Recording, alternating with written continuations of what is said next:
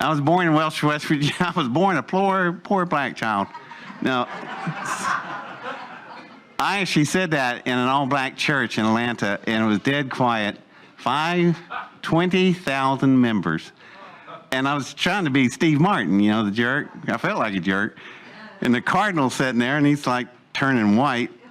And I thought, oh, God, somebody save me, you know. And finally, this big soprano woman in the choir just, everybody laughed, and it was fun from there on. But I'm careful about that. But anyway, I was born in Welch, West Virginia, in number 10 Pocahontas Coalfields. My dad was a illiterate coal miner, and my mother taught him to read and write. And boy, did she unleash a monster there, because he went into mechanics, auto mechanics. He's gifted at it. And his auto mechanics was so good. I was kind of fortunate. My mother's parent, my grandfather, boy, some of you conspiracy people will love this. He was a 33rd level knighted Mason. So I'm from that house. And he was the district foreman. He was the manager of all the coal fields. So it's like a governor. And he didn't want his grandchildren being fatherless, so he pulled my dad out of the coal mines and got him a garage, and he started it, and man, it took off crazy. Business really went crazy and did really well. But I remember at 3 o'clock in the morning, my parents nailing blankets over the windows at night, and these cars would pull in, and it was Dad's best customers. They all paid cash, and they had 200-gallon tanks in the trunk, and it's not gasoline. They're moon runners. Dad would tune up a 392 Chrysler Hemi engine and get that thing to it's a Mopar missile, and they would take off. And the reason they didn't want to see the lights, revenuers are looking for garages, trying to find these high-powered cars so they can catch the bootleggers. Well, why is that important? These bootleggers were people like Buddy Baker and Fred Lorenzen. These are all NASCAR champion drivers. That's how NASCAR got started. They were bootleg drivers. And they drive after the revenuers. I'm not making this up, it's history. So anyway, that's really important, because Dad was working in the garage, and it was morning time, and a man pulled in, his car broke down. And it's a very complicated carburetor called a Spicer. It had a water jacket around it. They don't have anything like that today. It takes about a half a day or a day to change it. Dad did it in 30 minutes. And the man was watching how fast my dad was. And he goes, you always work this fast? And he goes, yeah, when I can see what I'm doing. And he didn't get the joke. So he said, well, I'm coming from Detroit. I'm on my way to Daytona. I would like to hire you as my mechanic. Dad said, yeah, you want me to work? Yeah, we're going to race on the beach down there. He goes, hi, my name is Lee Petty. That's the father of a guy named Richard Petty.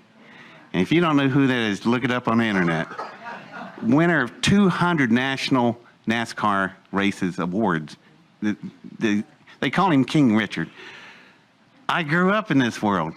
The first thing I built that was really, I thought was significant, was I was 12 years old, and I built this 426 Chrysler Hemi engine from the block up. And people wonder, how does, a guy in science and computer stuff, how do you get arms like that? And I said, well, that's because honing big blocks. And they said, God, the honer weighed more than I did. But when I got through with that engine, it turned down the dynamometer. We had 900 horsepower engine. So we dropped that in, and Richard won a Grand National. And so my dad's going, wow, my son built the Grand National winning engine. And Lee and Richard came over to Dad and told him, Fred, we can't say anything about that. Why? There's a man over there named Bill France, chairman of NASCAR. He's going to hang us from the tree over here, because that's a 12-year-old. This is child labor laws, NASCAR laws, all kinds of things. And so they said, okay, David, I don't care. I'm not going to say anything. So Richard's looking at me. He goes, well, I feel bad about this. Anything we do for you? I went, yeah, actually you could. Could I have the keys to the shop? And they said, sure. Is there any materials you need? You never thought of this, I bet, but a NASCAR shop and a NASA rocket shop are the same shops because both shops deliver one product, speed. We have the same tools, the same machines, the same fuels, because we ran dragsters, metro, nitro, liquid oxygen. So it was all there, all the equipment, all the materials, and I know how to use it. So first thing they said, what are you going to do? I'd like to build some things. Just a kid, yeah, build whatever you want. If you can't find it, order it. We'll get it for you. So the first thing I built was a nearly 9-foot rocket, higher than the ceiling. And it's a cryogenic pumper. What that means is I'm working with 325 degrees below zero. That's the fuels. That's how cold they are. Special handling equipment, all that stuff involved. But I got the thing built, and it's sitting out there. I got it out to the backyard, and my friends are looking at it. They're standing right next to it. And, you know, it's vaporizing, equalizing the pressure in the tanks. And they're used to lighting bottle rockets off, you know, stand up, you know, and that's fun. I said, hey, y'all can't be there. I'm like from here to the foyer of this building. I said, you got to come up here. You know, I'm yelling at them. They came up there. Why are you going to be all the way up here? Because you don't want to be down there. And last time my mother saw my friends, they were standing by the rocket. Well, she's in the house, and everything in the house just starts moving across the counters. And I'm turning the switch on, the pumps are engaged. Finally, it takes off. It takes off all right. It goes 52,000 feet. That's over 10 miles. And it looks like a NASA launch. I mean, I got a plume, miles long, and what was the yard down there was just this burnt crisp thing about the size of a football field, just burnt to death. My mother come running out first. My friends were standing right here, all four of them. My mother come around, where's your friends? I turn around, and she says, where are they? She thought they were down by the rocket, you know. I said, well, they're probably in the next county by now because they weren't allowed to play with matches. So my mother, I've learned how to speak from Daniel Brinkley. So anyway, I love Daniel. Anyway, the rocket's roaring, and I mean, it's rolling thunder. If you've ever been under a big rocket launch, the thunder rolls out, and you can hear it rolling in the distance. And I'm looking around, it's clear blue skies, and I thought, man, somebody's going to notice, what is that rolling thunder? And so I'm standing here watching it, and my mother's standing next to me, and we're watching it go up, and I was saying, what is so weird about me? I won't see my friends until next month, maybe. And my mother's looking at it, she goes, well, I'll just tell you this, Dave. It took me years to figure this out. Actually, metaphysical people helped me figure it out. My mother said, look, David, you didn't come from me, you came through me. So I was just sitting there, and my mother was ahead of her time. But anyway, that was the start of many, many rockets. Things got bigger and faster. And about the time that started, then these weird dreams started. And maybe I should back up real quick on something. Here I am, and started off in Welch, West Virginia. And when I was 7 years old, I'm sitting in the library in a corner where the science books are, and I sit on the floor and read them because I'm there all day. I didn't want to take up the adult seat. So I'm reading, and finally a librarian comes over. She's about 75. She looked at me, what are you reading? I said, the science books. She picked up and looked at it. She goes, how many of these have you read? All of them. There's 250 books here. Yeah, I read them all. How much do you remember? All of it. And so she just up and grabs this book, holds it to me, and it says Singularity. She opens it up, and she goes, tell me about it. Well, where are you in the book? She goes, I'm in the 3rd chapter, 1st paragraph. Singularity is a force where you have a convergent duct of a gravitational field which will build into a graviton. That'll be affected upon other outside force. And she's going, slams the book, okay. So you puts it back up, okay, so you do know this stuff.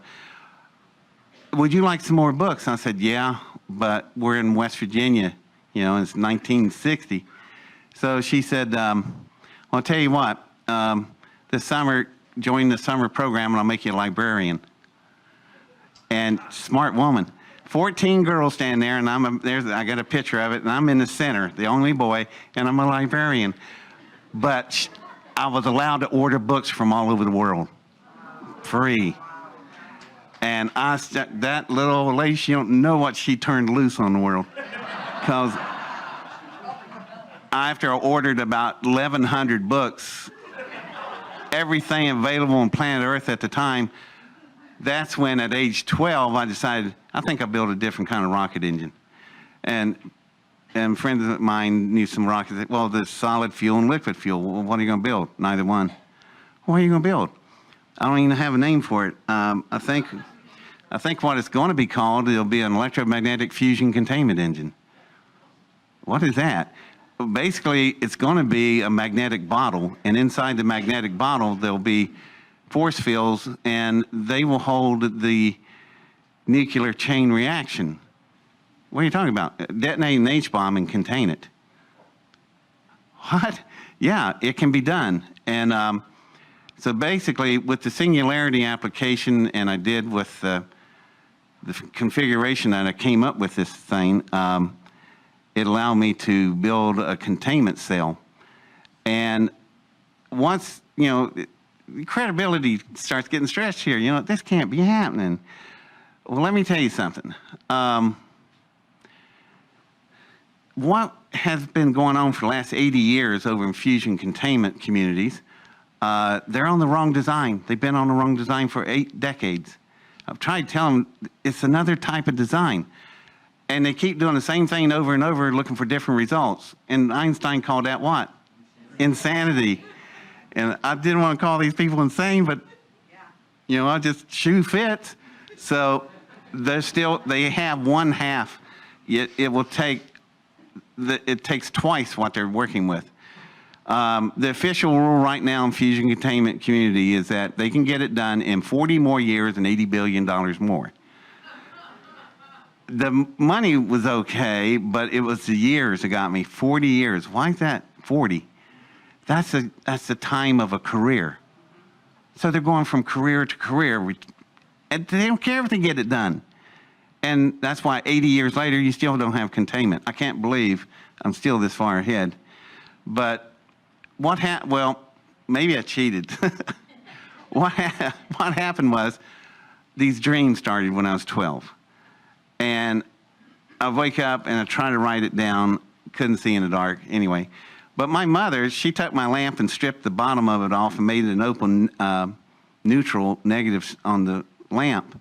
And all I had to do was touch it and it turns on. This is 1960. My mother made the first touch lamp. So I'd wake up and touch the lamp and I'd write down on a big artist pad what I remembered, go back to sleep, wake up next morning, can't remember anything, flip the book open, look at it, I remember all that. And I transfer it to a notebook. But this is where it started getting weird. Every time I go to sleep, right where the equation ended, I'd start. 93 pages I went through in total sleeping time, 3 months. And there it was. And I was looking at it, and I knew enough that this is something new. And what it was the expressions of the algorithms that gives you the hypothesis where you can test the theorems of field containment. That simple. So anyway, I was going, well, this is kind of cool. So I thought, how am I ever going to build something like this? It'd take a miracle to have the kind of equipment, materials, and people I would need to build it. It's not something you're going to go build in the garage, okay? It's not like Apple Computer. It's a little bit more complex. So this is where the rest of the story starts. My mother, my dad was injured, and my mother had to go to work, back to work at age 40. And as brilliant Stanton Freeman said, my mother was some kind of caregiver. No, Stanton, it wasn't. My mother was a registered LPN. And in 1966, she became one of the first females in the state of Ohio to command a CCU unit. We just built them, coronary care units. 1966, they just invented. My mother's running one. So she takes a graveyard shift, 11 at night to 7 in the morning. She loved that shift. And she had a 93-year-old patient named Irving LeMay. And the cranky old man knocked one of her nurses out with a cane. She went in there and broke the cane next to his head. I will beat you to death if you touch another nurse. He became real friendly. And so the son showed up, and the son wanted to see his dad. Got to go through my mother to see the dad. The son would come in about 3 o'clock in the morning because he's got a paparazzi problem. His name is Curtis LeMay. 4-star General Curtis LeMay, Chief of the Joint Chiefs. There's nobody higher than other than the president, who was John Kennedy. So he got to know my mother. Miracle happened. And he asked my mother a simple question. She wanted to get to know him. And what kind of family you got? Got 3 sons. First 2's okay. The third one's odd. You got to watch him. Matter of fact, we moved him out of the basement of the house to another garage that's out by itself because my husband was afraid he's going to launch us. What? Going to launch the entire house? What's he doing? Launching these rockets out in cow fields. And maybe I should tell you that part of the story. It's now the year 1966. What came out on TV in the fall of '66? Star Trek. Would you believe what luck? The 4 farms that were around us, they were all trackers. These farmers they're crazy about Star Trek. I thought, how cool is that? So they said, I told them, could I launch rockets? Rockets? Hell yeah, boy, you can launch rockets. So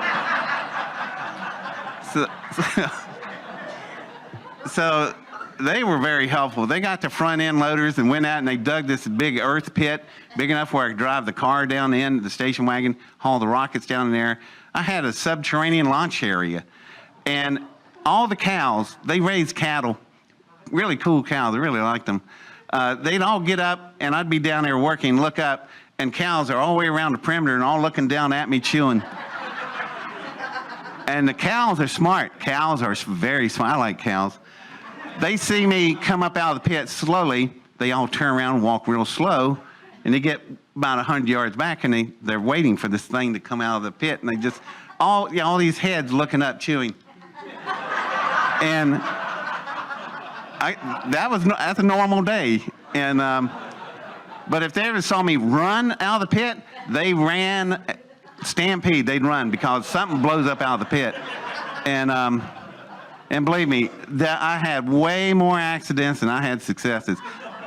They were smart putting me underground because it blow up stuff, shrapnel fly everywhere, and the cows were okay. But except one day, I decided to build a cryogenic staging rocket. Now, liquid fuel engines on staging is very complex. It took NASA 45 years to figure it out. Soviet Union never did figure it out. It's very complex, and I learned my lesson the first day. The rocket comes out of the pit. Well, right when it gets to the event horizon, the opening of the pit, the second stage ignites, blows the first stage back into the pit. It explodes. This is all in a split second. Ball fire comes back up, and concussion turns the rocket sideways, and it's now horizontal, going across the landscape like a torpedo, heading for a fleet of cows. The cows know this is not normal, and it's coming at them. And I was standing there and I was screaming, "God save me! Save the cows! Save the cows!" So the rocket bounced twice, hits the ground, and rams in and locks in. The engine's still running, vibration, fuel tanks rupture, explodes. It's full of liquid hydrogen, liquid oxygen, and if you don't know about hydrogen, it's one of the best fuels you could ever use in a jetliner, which we don't. But the fuel has to get 20 feet above the ground before it gets enough barometric pressure where it can detonate. So if you were in a plane crash, the fuel would burn above you, not on you. Nuts. They won't do it. So anyway, under the big fireball now is about the size of the ballroom of this place. I'm looking under it, and the cows are looking at me, and they've got eyes like this.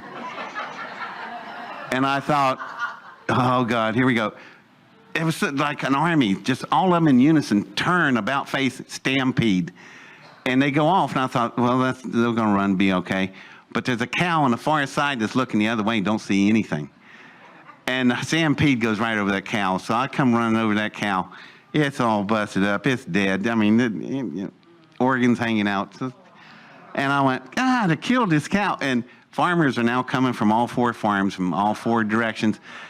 They come over there because they knew that was not normal. And you okay, David? I'm fine, but I killed your cow, and I'm crying because I'm going to lose my lunch area. And it's 90 degrees, and they're looking at it going, we're not going to have time to get to the butcher shop, but these are Angus cows. A lot of money. That's a 2,000-pound cow laying there. So they pick it up with a front end loader, and they go to the barn. They tell me, come with them, I got to go to the barn. And I thought, gee whiz, this is going to be interesting.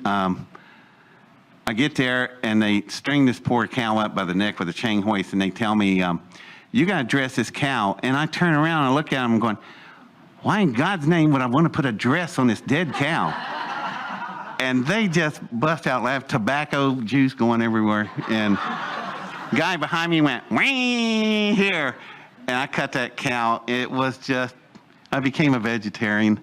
It was just, but I also had charts. And the wives came out, and I cut this cow, and I cut it to the charts.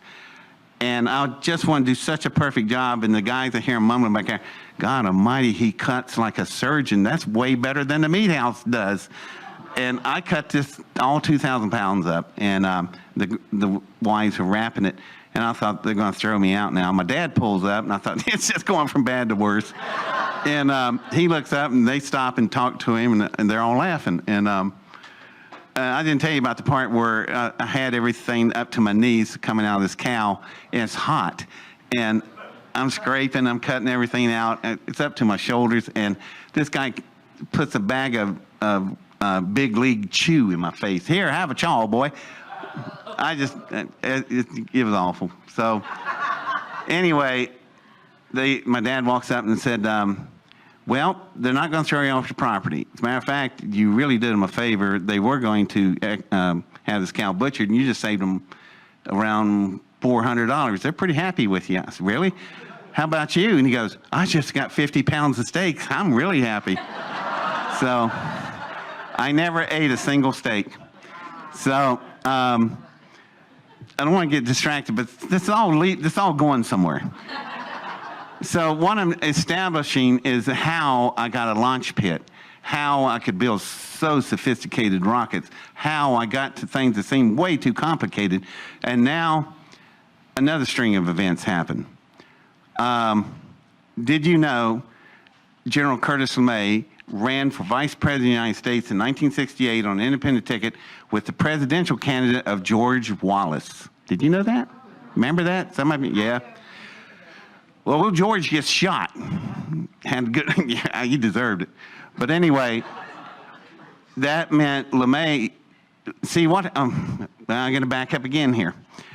LeMay was arguing with North Vietnam. This is 1968.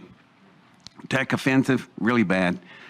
Anyway, he tells North Korea, if you don't get your butts over the Paris peace talk table, I'm going to bomb you back into the Stone Age. Do you remember that? That was quoted in international papers. Next day, he's fired by the Secretary of Defense, McNamara. Okay?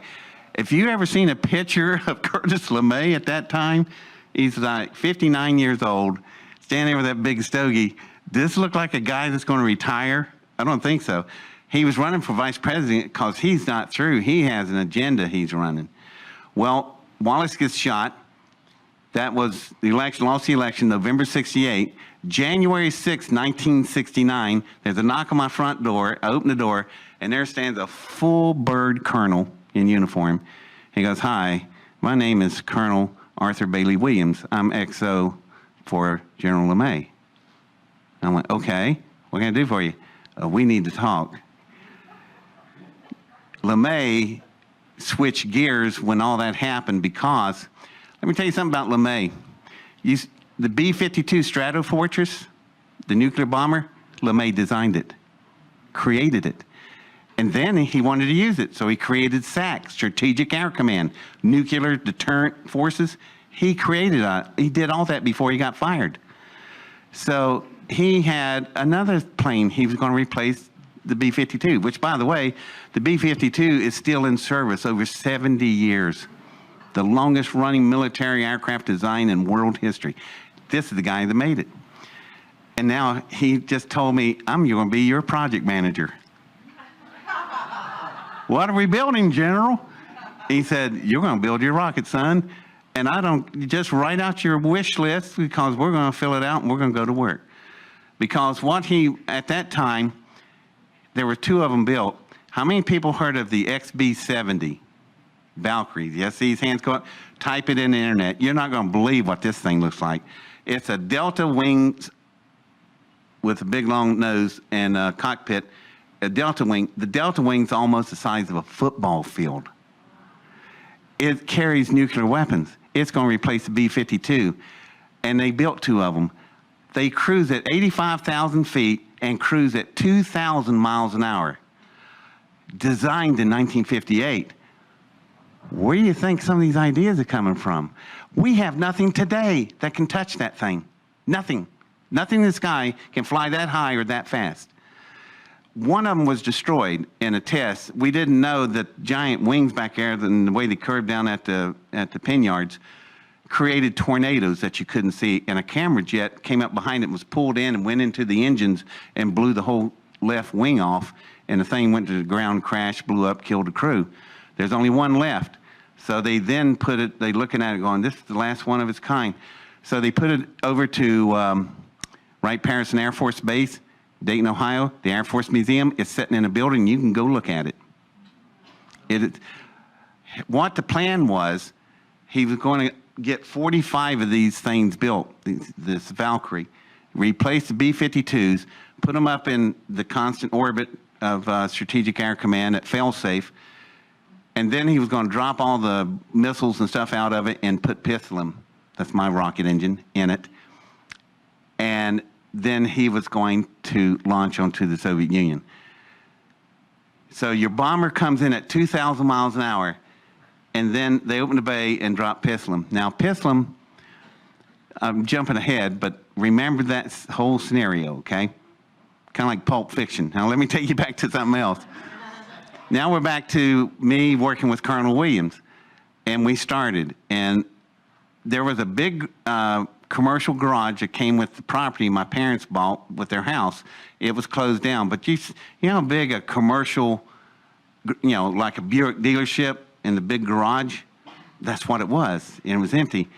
And that became my new home. I got a shower and a bathroom built and a bedroom, and the rest of it was completely remodified by courtesy of the United States Air Force. And I had a list this long. I gave them, I thought, I'll never get this stuff.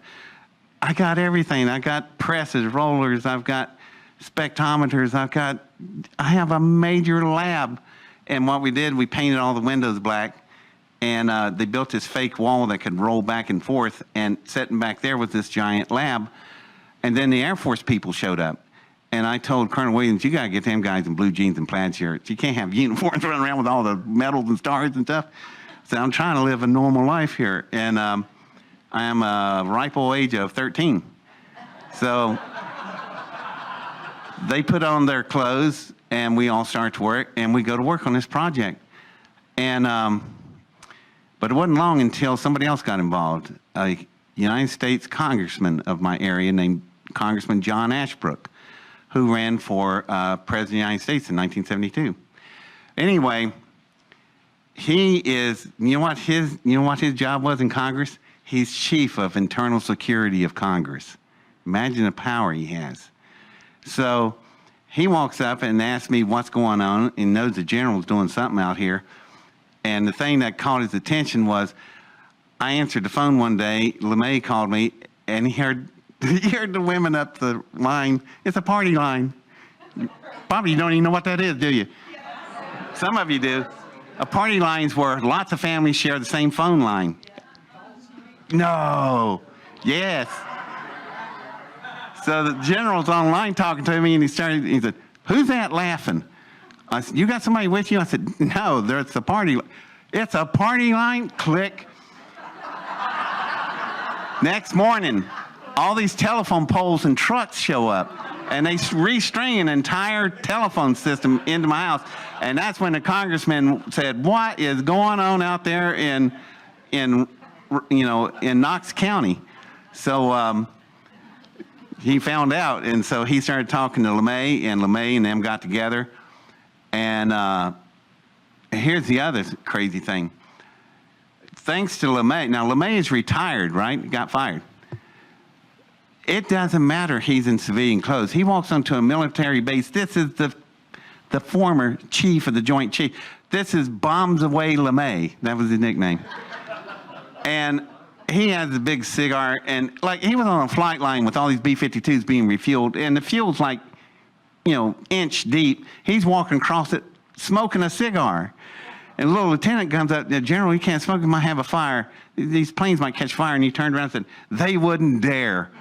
And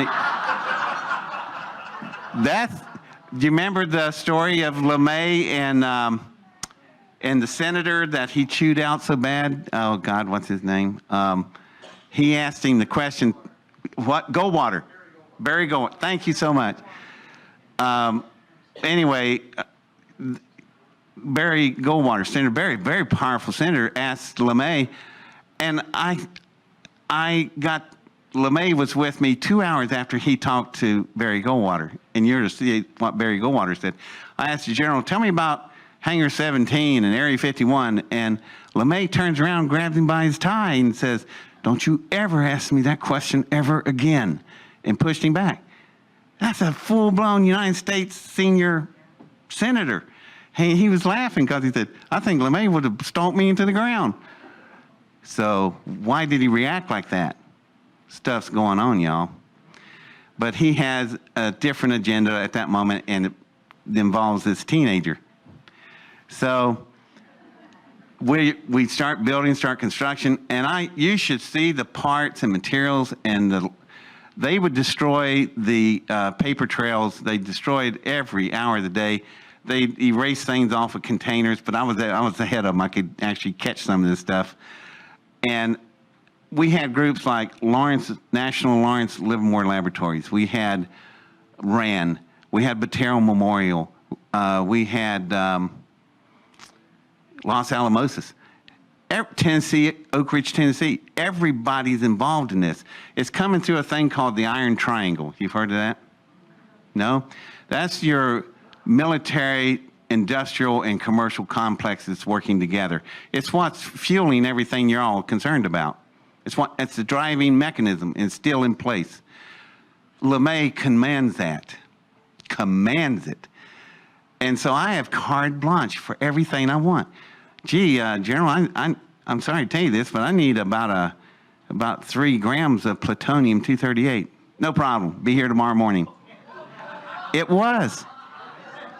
So all this stuff was, that's how this all could happen. So you should see the lab by now. And it just keeps getting weirder. If it ain't weird enough, I ran into so many construction problems because it's just the things that the math would tell you, specs that we're doing, things aren't going to work. Let me give you an example. I asked LeMay, what's the biggest, baddest, strongest rocket in the U.S. arsenal fleets? And he said, that'd be the Titan missile, ICBM. And I said, he said, why? I said, well, I need one. Okay. So, now it sounds like BS, right? However, you go to Ashland, Ohio, which in my, I have a DVD I made. In Ashland, Ohio is Ashland College, home of John Ashbrook's library. And the curator's there, and we walked in with the producer and said, can we see the letters we talked about? He spins a big wheel and the vault and opens up, and out comes this tray of letters, and they lay a letter down. And my producer's looking at it, and she goes, are you serious? The letter says, Dear David, it's from Congress of the United States. says, "Dear David, John Ashbrook is running for the president. He's out of the office, but in the meantime, we're in the process of obtaining you the Titan missile." And I told the producer, "Look at the date, June 10th, 1970. I was born in 1954. How old am I? I'm 15. You're handing a Titan missile that's 130 feet tall. It takes a full military escort to move it around. It weighs about would depend on the 2 engines that were in it, 500,000-pound thrusting engines. This is a major piece of hardware, and you're giving it to a 15-year-old, a state-of-the-art ICBM missile, signed by Congress, stamped by the security of Congress. In this vault, how do you Photoshop that? The producer's looking at it going, "Name of God." I said, "Well, you like that? Look at the other 13 letters behind it." And the whole story I've been telling you, it's all right there in the Library of Congress. You know why? John Ashbrook was murdered. He was killed by the next person entering this story. Anybody heard of anybody named Arthur Rudolph? It's an honorary title, Dr. Arthur Rudolph. He came in with Operation Paperclip.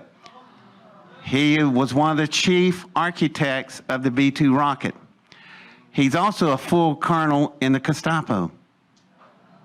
He's also a winner of the Most Distinguished Service Award by NASA because he's your chief architect of the F-1 Apollo Saturn V moon rocket engines.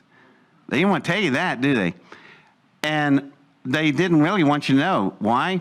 Because on January 24th in 1984, May 24th, 1984, very quietly, he was shipped out of San Francisco to Munich, Germany, house arrest for the rest of his life for war crimes because he killed 100,000 prisoners building the V-2 rockets. That's your winner of the Distinguished Service Award by NASA. And it's all history, it's all facts, and it's all laying in the internet. This guy got on my case, and it was bad. And so we get Pislam done, and I remember laying the night before we were going to ship it out, and I had a fireplace, and the light was shining off the hull of it. This thing was so amazing looking. Anyway, back to that big ICBM. I told General May it's not going to work. Look at the numbers. And he goes, "What's going to happen?" And I take this styrofoam cup and I go, "That's what's going to happen to your rocket when this engine goes off." Let me ask it another way. What goes through, General, a mosquito's mind when it hits the windshield at 80 miles an hour? His butt.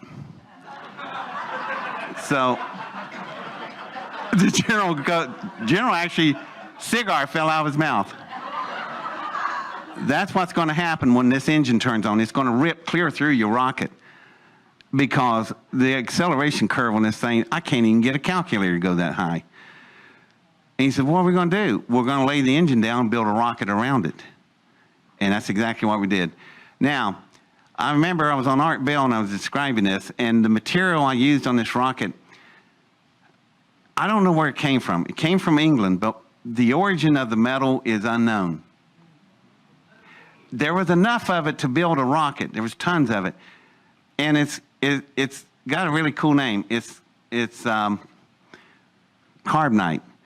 And the minute I said that, all the experts that's listening to Art Bell wrote in, "Oh, that's what Han Solo was frozen in, carbonite. Yeah, this guy's a liar." C-A-R-B-O-N-I-T-E, carbonite. That's Han Solo. Mine is C-A-R-B-N-I-T-E, carbonite.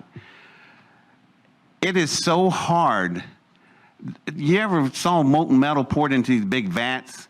Well, those vats are made out of a material called Inconel. This stuff is about 10,000 times stronger than Inconel. And we don't know where it came from. But there's just enough where we can build a body around this rocket. And here's the craziest part. When it's all completely finished, the surface cohesion tension of this material looks like water wet. It's that shiny. So Pislam was laying there, and it was stretched out down through the room, and this fireplace was shining off of it, and I was laying on the bed looking at it and thinking, God, I can't believe I built this thing. It took us 26 months, 3 weeks, and 2 days, and it's completed. So what does my beautiful rocket goes into? It goes into a semi that has Piggly Wiggly painted on the side of it. You gotta love the Air Force. We went from Mount Liberty, Ohio to Wright-Patterson Air Force Base, and we pulled up, and there's a C-141 Starlifter. You ever see that thing? Huge jet. 4 engines, big cargo bay. I mean, you can drive Army tanks in it. And there's a ring of guards all the way around it with all these weapons and stuff. And I was afraid to walk up to the guards.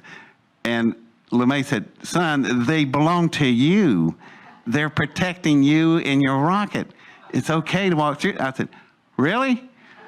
Wow. So we load the rocket on and we take off and we go to New Mexico to White Sands Missile Proving Grounds. It's not called that anymore, but back then it was. So anyway, we get to test sites, we get everything set up, and Colonel Williams with me the whole way, and I'm looking at it, we're getting it prepped for the next morning, and somebody said, Colonel, you better look at what's coming in, and this black DC-9 coming into the runway. And I went, wow, where's the white bunny head? Back in that time, Hugh Hefner had a black DC-9 jet that had a white bunny head on it. So I looked at Colonel Williams, he ain't smiling. He's just like really concerned. Thing pulls up, door comes down, out comes all these guys, swear to God, black suits, mirror, sunglasses. And then this one little guy with gray hair and khaki shorts, I thought, well, he's the only one dressed for this place. He's behind him, he comes out, but I recognize him because Von Braun, that's another story, I just can't go, it's so long. Von Braun showed me a picture of him, and he said, if he ever shows up, David, you are in such trouble. And it's Arthur Rudolph.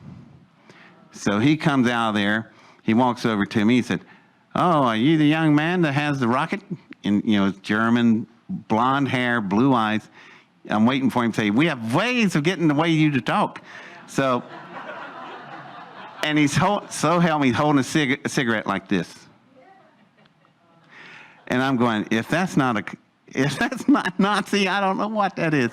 So we walk over to Pithlem Lane there, and I'm on one side of it, he's on the other, and he said, open it up, let me look at the engine. Sure. So I pull out this bar of metal and I slide it down the hull. What was no seam, all of a sudden there's a seam and the door rises up and slides to the side.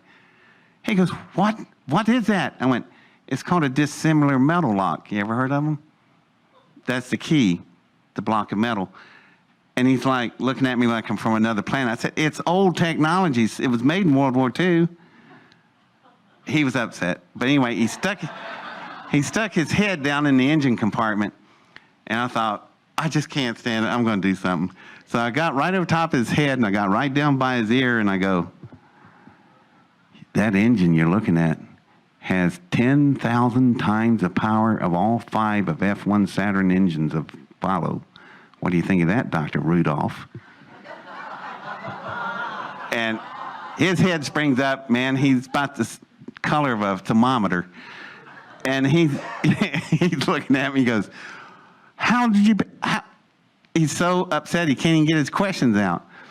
And I thought, I guess he's a little angry. He thought the Germans were so far ahead, and I asked him, who are you? And he told me, I'm a man that just looks at things for the government. He asked, who are you? I'm just a kid that launches rockets in cow fields.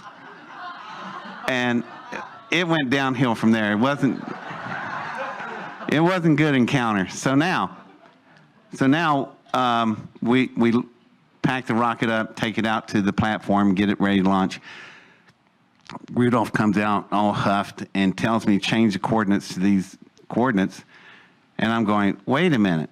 I can bring this thing so good. I'm so good at this. I can bring this thing down within a mile radius. We want to walk anywhere to get this thing. You want me to drop it 456.4 miles northwest of here? And so I grabbed a map and I went, that's in the middle of a dry lake bed called Groom Lake. Why in God's name you want to drop something there? Do it. And so I did. So I go to tell Colonel Williams, can't find Colonel Williams. He's been house arrested. And I went, oh God, this is just, Von Braun said this is going to go bad. So, well, actually I jumped something, launch. I'm trying to save time. Man, the launch, you should have seen the launch on this thing. You understand what's happening. This is not solid fuel, it's not liquid fuel. This is a different kind of engine never seen before by man. We have no idea what it's going to look like, how it's going to perform, and I kept telling them, wait till you hear it. It's not going to be, it's going to be something else. Because the calculations are like here, but in reality, when we finally got it done, the calculations I thought was curved like this, the curve was through the ceiling. I missed it a little bit. I'm sorry, I just don't have the brains for it. It was just more than I was expecting. But anyhow, I don't want to skip this part because Colonel Williams was so cool about this. We got the rocket on the pad, everybody's gone, and now it's June 20th, 1971. And on Art Bell, an old timer from White Sands called in and said, I was there that day. He's right. It was the only day the entire White Sands range was shut down and everybody was told to stay in the buildings. Because I said that. I said, I don't know what this thing's going to do. I was afraid about something else, and it wouldn't matter if you're in a building. It just, if the containment fields didn't hold, we're going to be only a mile and a half from the sun, a real sun sitting there. So they put the telemetry, everything winds up, the cyclotrons are firing, everything's starting to detonate, and now it moves to what we call internal power, meaning that the rocket is now separated from us. It's on its own, and we can't do nothing about it. So Colonel Williams is looking out the windows of the blockhouse, and he, what a time to ask, David, when did you test the fields? We've been working day and night, 7 days a week for the last 26 months, 3 weeks. 2 days. When have I had time to test the field? This is the test. And he goes, I could tell he's a very smart man. And he's looking, he goes, what? Well, if the fields don't hold, do this. I did a jumping jack. He goes, why? Look at the flat wall, make a really cool shadow.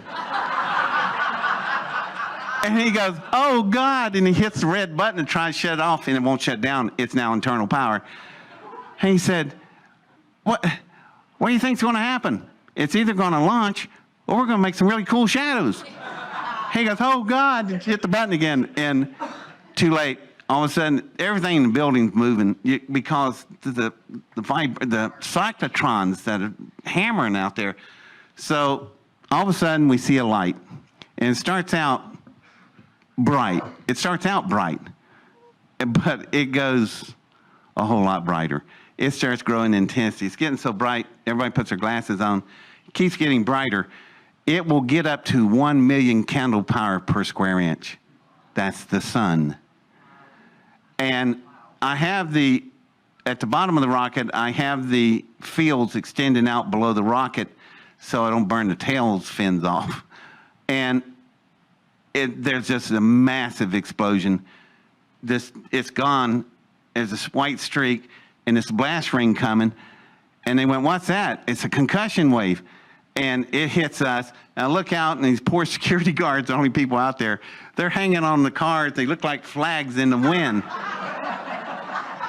And I'm going, oh God. And so anyway, the rocket is gone. And the only thing we heard was, you can't unhear this. It's, I don't even know how to describe it. Screaming angels with a vibrato wave and a Doppler effect. It was terrifying. I looked at one of the technicians, he's under a table. He was just terrified. And I said, you know, the sound's not going to get you, it'd be the exhaust. But anyway, the containment failed. Matter of fact, that's what the technician looked like. He just did a nosedive. So anyway, let me type. There we go. So anyway, they said, damn, it blew up. And I went, I'm looking at this white streak, and it's going in out of sight into a blue sky. I said, it didn't detonate. It left. And Colonel Williams, what are you talking about? You ever try to see a rifle bullet leave a barrel? That's how fast this thing, 3 tons? It's got 2 speeds, off and wide open. I don't know how to throttle it. And red phone rings, and that's NORAD. And Colonel Williams, now what? So he picked it up. You could hear this guy like he's on speakerphone. What in God's name did you do out there? Something is left your base. Yeah, civilian rocket blew up. Blew up? Hell, it's at Mach 37. And how high? It's 126 miles, and it's now shut off. And I was shooting for 125, and at that apogee point, it's going to curve, it's going to glide all the way to where it's supposed to go, Groom Lake. So they said on the phone, do you know where it's heading? Yeah, we do. Well, that's good, because you're going to have to talk to them people. So anyway, I looked at the map and I said, where are we going? We're going to go see your rocket. What? You got a DC-9, it's got rubber tires. That's a dry lake bed. You're going to belly up to the belly on this thing. Shut up and get on a plane. So we get on a plane. And then Colonel Williams was detained. He was moved away and locked in his quarters. And I thought, man, and I realized I'm being kidnapped. So off we go. Just me and the guys in black suits and Rudolph. We fly over and we land, and a lot of people say, well, he's lying because he didn't have the base built. I just don't go into all the details. There's just so many details, y'all. For those nose pickers, I will tell them this. We flew over, lots of construction, lots of chalk and tape and ribbons everywhere.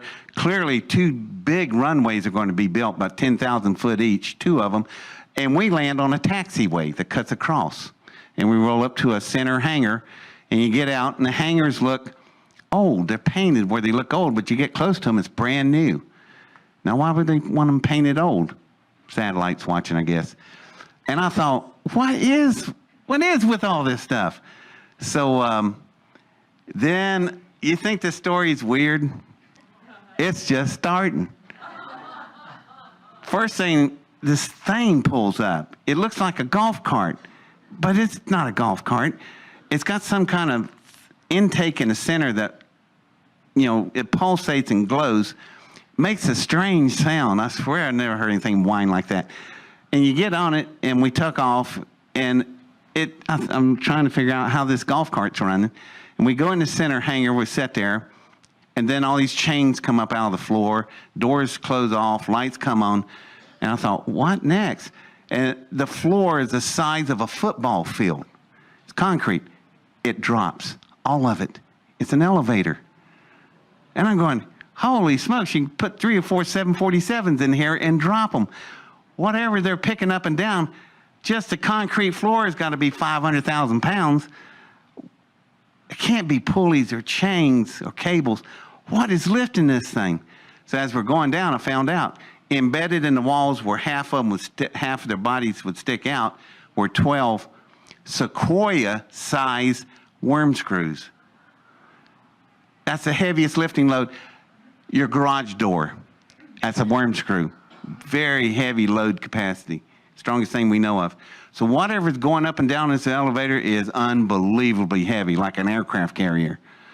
So the floor goes down, we sit there and ride, and I'm counting, listening to the clicks, figuring out how many feet we're going down. They thought I was seasick or something. I thought, yeah, they don't know what I'm doing. So we go down about 205 feet, and the floor levels out. And you look straight out ahead, and I'm going, you gotta be kidding. There's this arc-shaped cavern that is so far, it's bending with the curvature of the earth, and you cannot see the end of it. I'm going, man, this is big. So the first thing I blurt out is a good, normal question. What'd you do with all the dirt? And they got furious over that question. And I'm going, I just smiled, never mind. And so we're riding down through the hallways. of the causeway, and there's shops, labs, other hangars, sliding doors, other aircraft in there. The XB-70 was sitting down there. That's all it. Or something that looked like it, because at that time, 71, the other one's sitting in the Air Force Museum, so I don't know what that was, but it looked like the XB-70, but it was huge. Anyway, there was other aircraft, and then there was a couple of things sitting there that looked like teardrops with landing gears. And these are not models, because they got air conditioner hoses hooked to them, power units, and drip pans.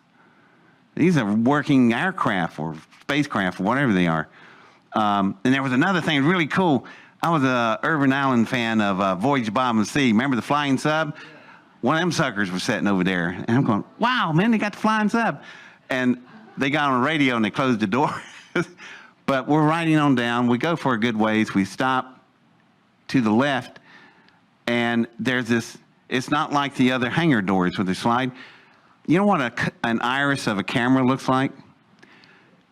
This iris has got to be about 40 feet in diameter. It's made of some kind of armor. And I thought, whoa, man, that's a serious door. It must be something good behind that. And we're going in it. The guy jumps out, looks at this thing, flashes the screen. He's got his hands on the panels, and it opens up. And I went, did I just see a retinal scanner and a palm scanner? This is 1971. We don't even have handheld calculators yet. That comes a few years later. You know, that was back in the years where we had digital watches where you had to use two hands, one to press the little button. Thing cost about $1,000. Today you buy it for $1.99 at Walmart. So they got some serious technology, but here's the craziest thing. As we're driving down through the causeway, all these rooms and stuff, perfectly lit, but no shadows. How do you light a room up with no shadows? And then I went, where's the light fixtures? It's not indirect lighting like this is, or direct lighting. It's illumination. And the only thing I can figure, maybe the atmosphere. So, maybe.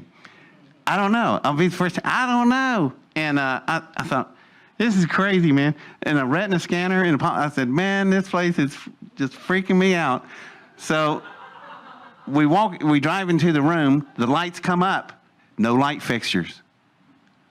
Okay, this is normal. So what do you want to show me? And on the far end of the room's about the size of a gymnasium. There's a big stage there made of iron girders and stuff, whatever it is, pretty heavy. And there's curtains, and I ain't talking about curtains that look like this. You ever seen mud flap curtains on a semi? You ever try to pick one of them up? They weigh over 100 pounds. These curtains probably weighed 7 or 8 tons. They were huge. And they were all the way around. They had chains to them, and the chains would hoist the thing up in the ceiling. So we get out of the cart. They hoist the big curtains up. This is not something you're going to run in and take a peek. So it comes up, and I'm sitting there going, oh, shoot. I thought I was ahead of everybody because my engine's about this big, electromagnetic fusion containment engine. This thing's the size of a semi, 75 feet. I've measured this room. It's about 30 feet longer than this room. 75 feet, 22 feet wide, 15 feet high. And the way I could tell the difference, because I was allowed to look at it, and when I walked, I measured it with my feet. It's huge, and I can tell. I had a 4-cylinder Model A engine. They had a Lamborghini. But then I got closer and looked at it, and I realized there's something wrong with this thing. I have miles of wiring on mine, seal, all the weld seams stuff. As big as this thing is, not one bolt, not one rivet, not one screw, not one weld line, not one seam. It looked like it grew like an eggplant. I'll find out later I was pretty close to the mark. This is a machine. And I looked at it and I said, it's more than a machine. I'm not building a rocket engine. The rocket engine, God, there's so many people, I didn't tell you about the other part. I am building a power plant, a different kind of nuclear power plant, okay? some people asked me, well, how did you validate the theorems? I said, rocket engine. And he went, oh, God, how smart. I said, no, how desperate. That's the only thing I could come up with. So that's how I could find out if I'm right on the containment fields. Now, my containment fields only held for 4.5 seconds. PISLM only flew for 3 seconds, but look at the speed and distance that it did. Imagine if it kept running. It went just 2 more seconds, it would have went over 25,000 miles an hour. It's already over that. It would have broke the gravity field and went into space and gone forever. I kind of wish it had done that because it's going to be bad what happens next. So anyhow, my rocket is laying up on the desert floor. We're down underneath it with this system. And I'm looking at it, and I turned to Rudolph, can I get closer to it? Air Force people said, no. He turns, yes. So now we know who's running the show, don't we? So I going up on the stage, went up steps, got close to this thing, and I'm looking. It is just such, you should just see this thing. I mean, you can tell this is not a product of our 20th century industrial process. This is something else, y'all. And so I put my hands on it. But as I'm reaching out to it, I went, there's my shadow. Hey, shadows, where's the lights? So I moved my hand, shadows a split second behind me. And I'm going, oh, heat-seeking recognition alloy. Okay, I can follow that. That's what I thought it was, but it's something else. So I put my hands flat on it and pull myself up. It has an ectoskeleton structure. Its skeleton's on the outside. On the inside is a very smooth surface. And I used to, at that time, I was lucky. I got to play with dolphins. And so when I went to feel the surface of the thing, it feels like a dolphin skin. And it feels soft, organic, but it's hard as steel. And I'm going, how can it be both at the same time? And wherever my hand is laying flat on it, that's something you got to see. There's an energy band that comes out and dissipates down the hull and finally fades. But it's wherever your flesh is touching it, it's reacting to you.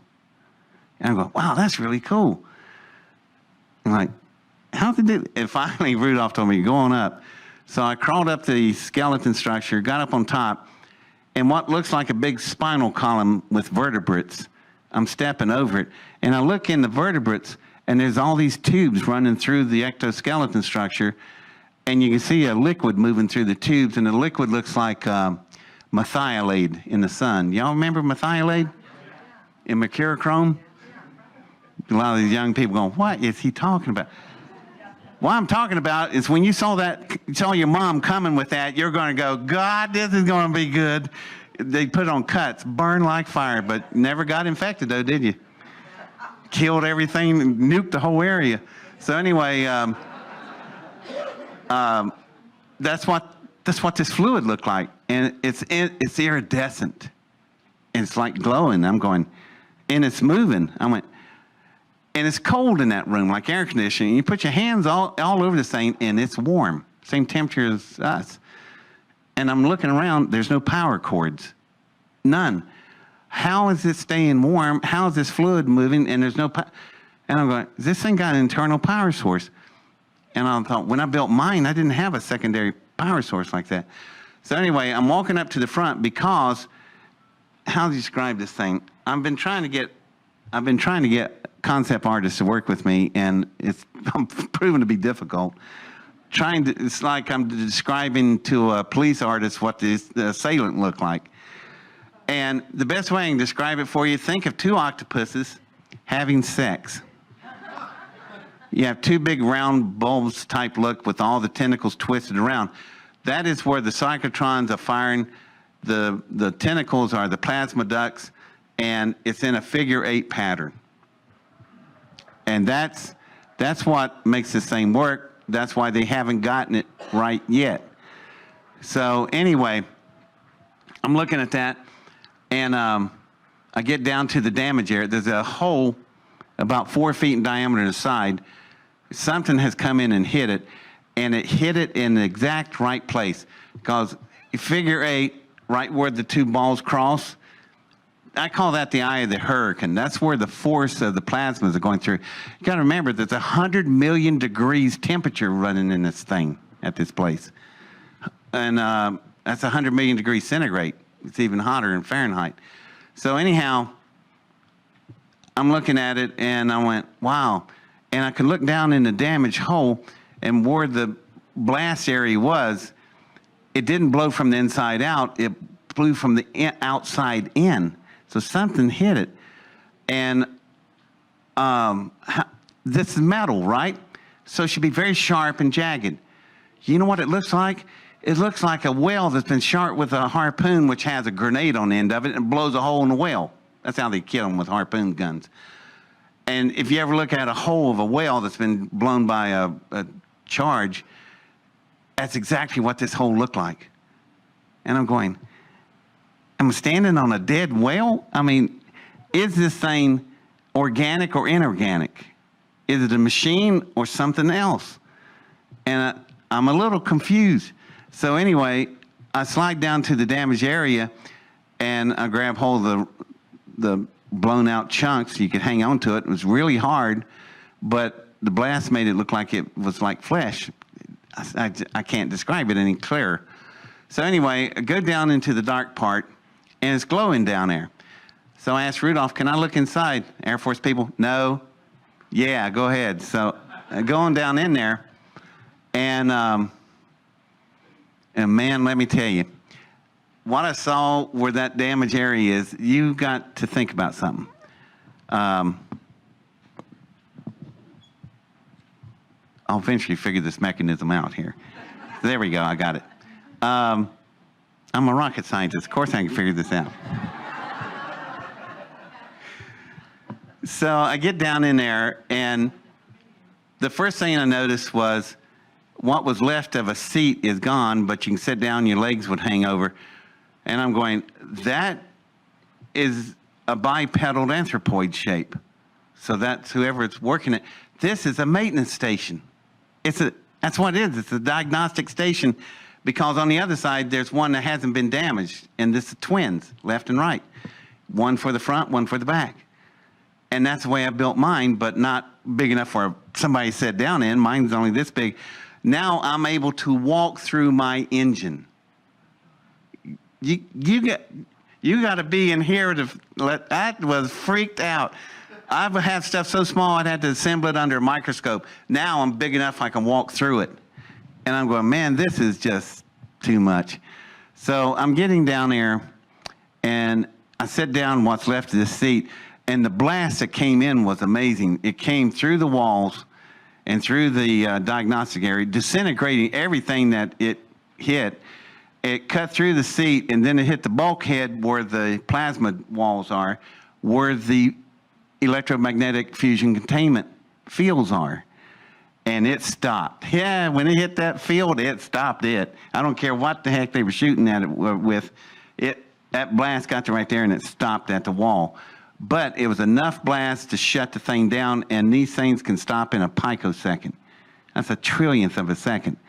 So it shuts down, and I'm sitting there, and I'm looking at, this was the other cool part. I could look through what looked like an observation port, and I can look up the plasma ducts. On mine, I can't do that. It's so small. And I looked up in there, and I could go for hours describing. They had these crystal-looking things hanging in there, and I think they directed the plasma vents. Anyway, I remembered all this stuff because I'm going to build this again. I'm going to cheat this time. I'm going to steal these designs. So I was looking at it, working with it, and then there was another thing happened. While I was sitting there, this panel slides back, and these two pods come up. They're two domes, and they got these cutouts, and if you take your hands and do like that, they fit perfect. So I put my hands in there. My mother told me, don't touch things, you don't know where they've been. I wish I'd listened. It's because when I put my hands on these pods, these little shells came up going click, click, click, click, click, like Batman's Batmobile. Remember, it shielded itself? They ran up all the way to all my knuckles, and they're tightening down. I didn't have rings on at the time. And I'm going to yell for help because I think it's going to cut all 10 of my fingers off. So I started to go, eh, and then this real cool voice sounded like Lauren Bacall from Key West. And all it says is, be quiet. Okay. And I said, lighten the grip. And it did, but it didn't let go. And I'm going, oh, God. And so I'm sitting there, hello. And it's a female voice. And she says, be still. This is going to be a little uncomfortable. And I went, oh, God, that's what doctors say. You know, it means it's going to hurt like hell. I'm trying to get the hands out, and I can't. And then it starts as a vibration, and then you can feel the heat coming up both arms. Feels like liquid fire, burning. And then it gets up to here, and brother, the light show starts. I bet my eyes were lit like a projector lens because there was this heads-up viewer type thing I could see, and just billions of images are going through, and it is burning in my brain, and it hurts. And so I'm sitting there going, God, I hope this is going to end quick. And then finally said, just a little bit more. And I went, yeah, okay, it's done. And the rings back off, and the panel goes dark, and everything that's in the area goes dark. And I stand up, and I went, I'm leaving now. So I get up, I crawl back out. Rudolph asked me what was going on. I felt like I was in there for about a half hour. They said I'd only been in there about 4 minutes. And something else is going on. So I crawl up on top, and I'm walking down to the other end. And then that's when all of a sudden I'm starting to say things. And I looked down at them, I said, so, you guys want me to help you fix your machine? Yeah. Yeah, because yours look just like ours. This one's bigger. Our people working on it. Well, where are you people? Well, they're on vacation, son, like you. And I went, oh, yeah, this is my summer of junior high school. And I'm standing there going, okay, well, did they leave any notes? Well, they have homework like you do, son. You understand? This is how they talked to you back then.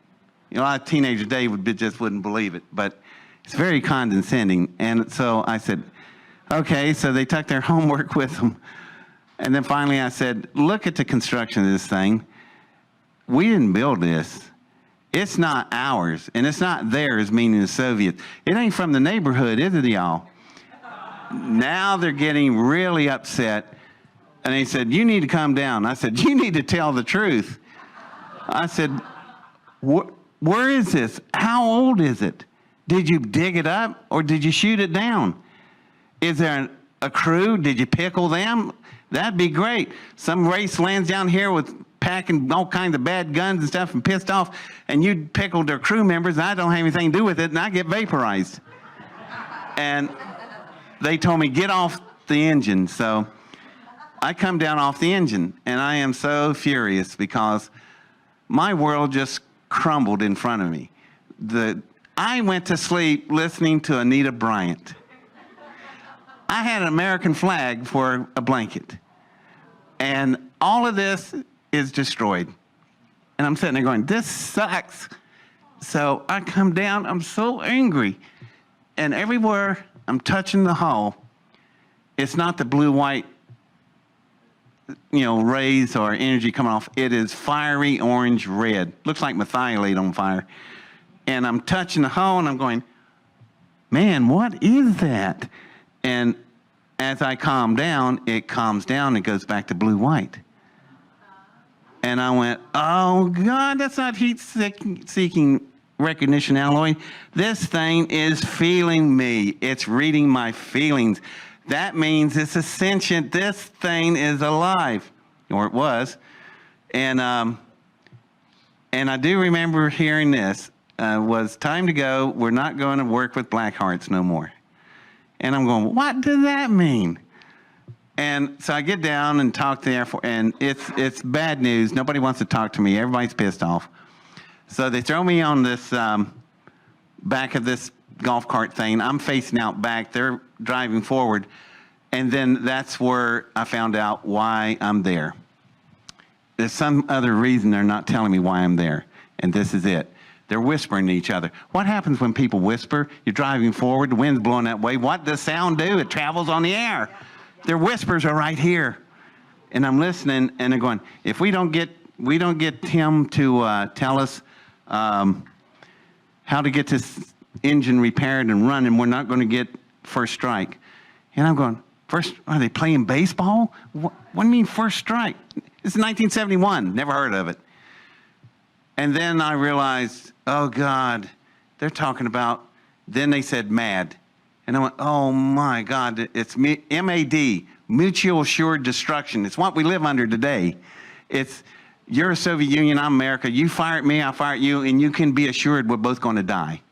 And so we won't shoot. The only way to play MAD and win is not to play. Unless you get there first. How are you going to get there first? Your warheads are so fast. What did Pittsland just do? Set the fastest records on Earth.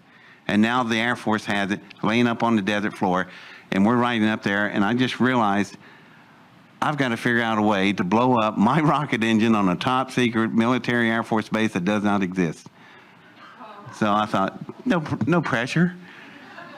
So we get up on top, I get out, and I'm looking around, and so I lean over to the hangar doors, and the big wheels in the hub is what I need. I grab a gob of graphite grease. Then I start screaming at Rudolph, saying, you're going to take my rocket, I won't get to see it, let me see it. Take him out there to see the rocket. Yeah, that's where I want to go. So we go out there, I'm with these two guards, and we get out there, and I tell them, stay back, it might be leaking. I open the dissimilar metal locks, and I put the graphite grease in the cyclotrons, and with the residual fuel that I had in there, ask any physicist what happens when graphite meets deuterium on a molecular level. It's a violent reaction, explosion. So I close it up, set the cyclotron for 90 seconds, and I go running back and tell them, this thing's leaking, it's going to blow up. So the guards, get on cart, so we take off, and that thing's moving along pretty good. Can it go any faster? And they said, well, what's a safe distance? And I didn't think about that till then. I thought, oh God, if it goes nuclear, what's the safe distance? Chicago? Man, that golf cart was barely hitting the floor, just streaking through. And I was hanging on, and I really was. I thought, boy, if it goes nuclear, it ain't going to matter. Fortunately, it stayed conventional, but it blew Pittsland into so many pieces. The biggest piece they found was about the size of my thumb. So now Pittsland is gone. And I skipped some other things. I got one phone call to my dad before we left.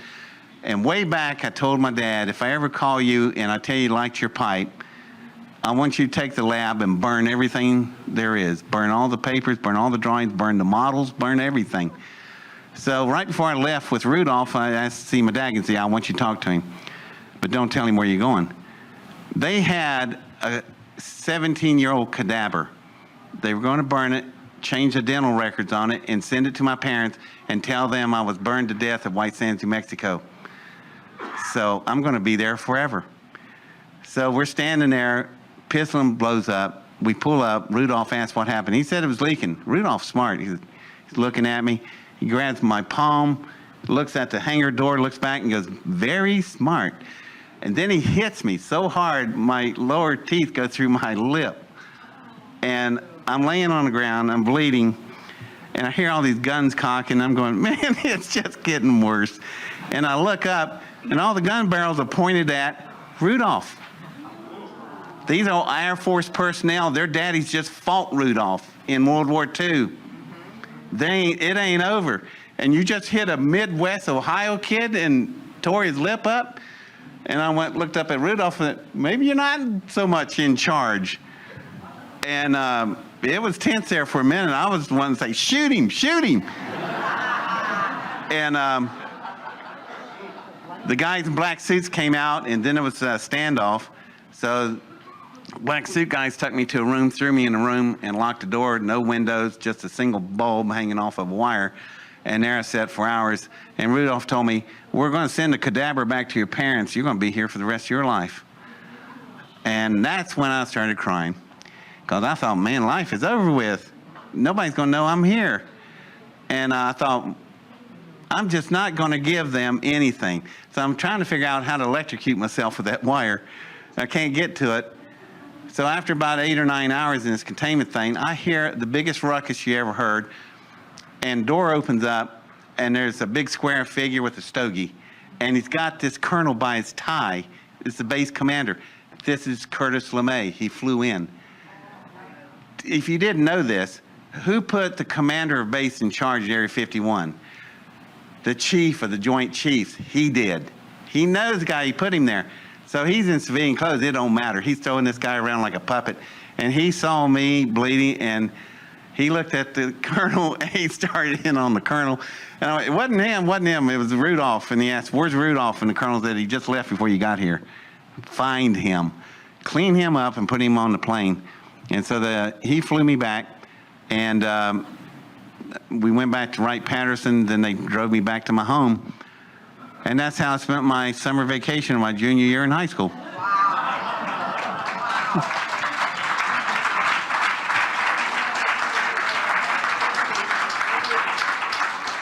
Now, there's one other thing.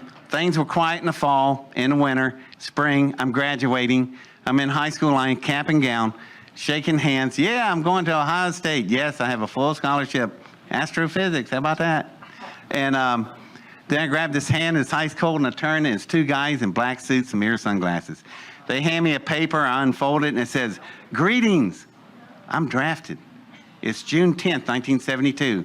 Drafted and shut down to 1975. They grab me in my cap and gown, drag me across the parking lot, throw me in this blue station wagon.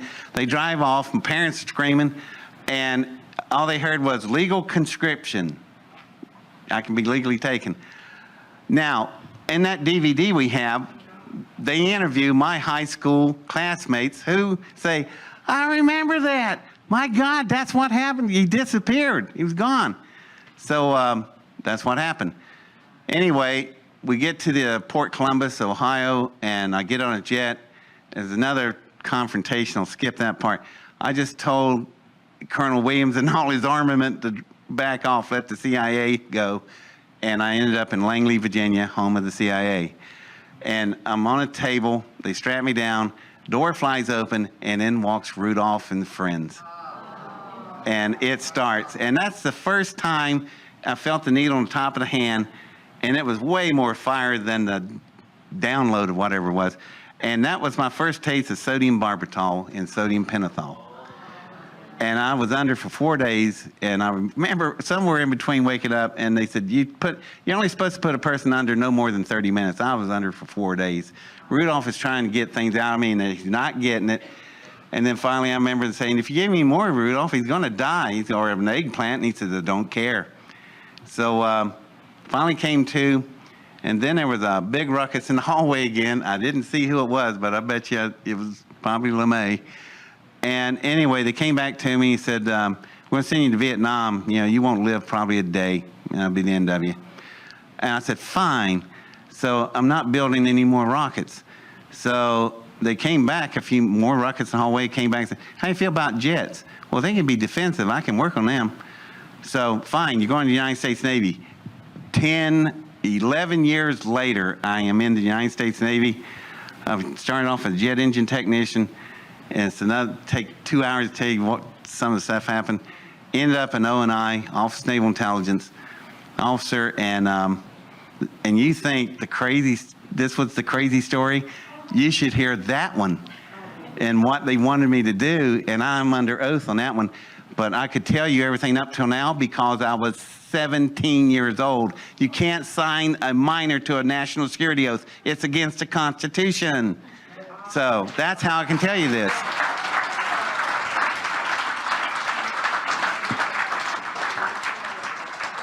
And all I can say is you got a pretty good dose of the story, and the story's still going because there's a whole lot of things that's not true. And what I've been doing for the last 25 years, I can tell you this, there's a second Pithlum now. So the world and y'all, you will get to see it. Wow. But it's gonna it's gonna rock this world, buddy. And I cheated. I used a lot of designs I saw from somewhere else. So, but it'd take me days to tell you all what's in that horn of plenty. But my time's up, and I want to thank you for listening. Bye.